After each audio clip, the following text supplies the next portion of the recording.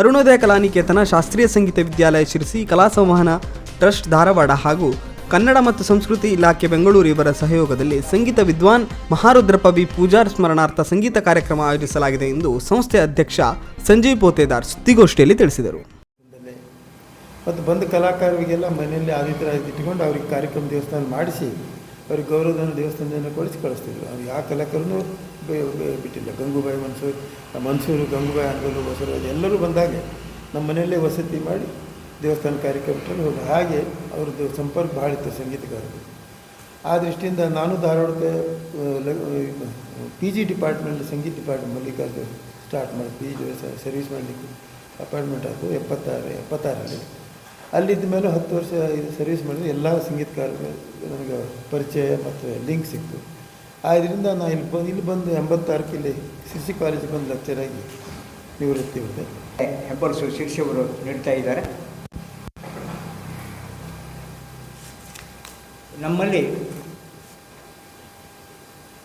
ವಿದ್ವಾನ್ ಮಹಾರುದ್ರಪ್ಪ ವಿ ಪೂಜಾರ್ ಅಂತ ಹೇಳಿ ಒಬ್ಬ ಮಹಾನ್ ಕಲಾವಿದರಿದ್ದರು.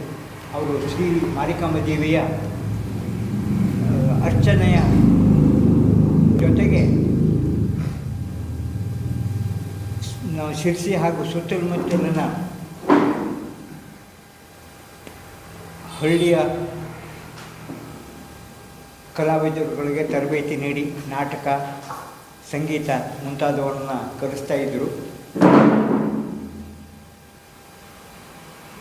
ಅವರ ಸ್ಮರಣಾರ್ಥ ನಾವು ಸಂಗೀತ ಕಾರ್ಯಕ್ರಮವನ್ನು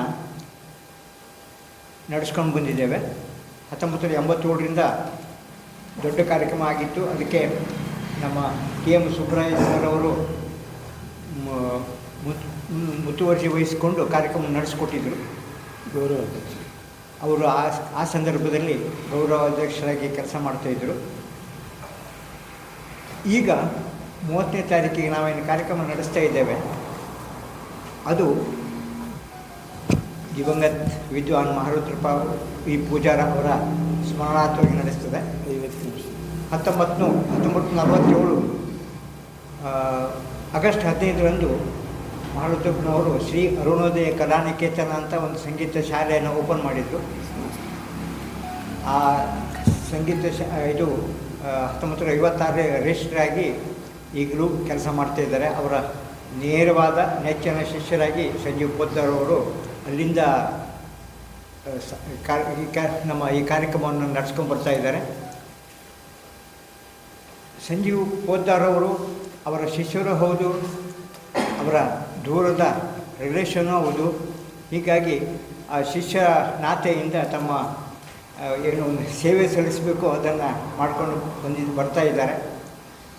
ವಿದ್ವಾನ್ ಮಹಾರುದ್ರಪ್ಪ ಪೂಜಾರ್ ಅವರ ಶಿಷ್ಯರಲ್ಲಿ ಆಗಿನ ಕಾಲದಲ್ಲಿ ವೀಕ್ಷಕ ಮಹಾಪ್ರಭುಗಳೇ, ನಮ್ಮ ಚಾನಲ್ ಅನ್ನು ಸಬ್ಸ್ಕ್ರೈಬ್ ಮಾಡಿ, ಶೇರ್ ಮಾಡಿ, ಪ್ರೋತ್ಸಾಹಿಸಿ.